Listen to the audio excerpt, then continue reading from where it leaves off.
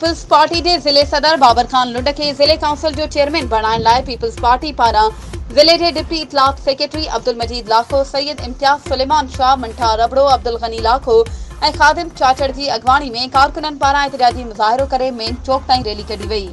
हुन मौके ते मुज़ाहिरीन मीडिया सां ॻाल्हाईंदे चयो त पीपल्स पार्टी के ज़िले सदर मीर बाबर खान लुंड जो पार्टी लाइ ॾिनल कुर्बानियूं आहिनि, तंहिं करे मीर बाबर खान लुंड के ज़िले काउंसिल के चेयरमैनशिप जो उहिदो ॾिनो वञे। मुज़ाहिरीन चयो त आम चूंडुनि तोड़े मकानी चूंडुनि में उम्मीदवारनि खे कामयाब कराइण में मीर बाबर खान लुंड जो अहम किरदार रहियो आहे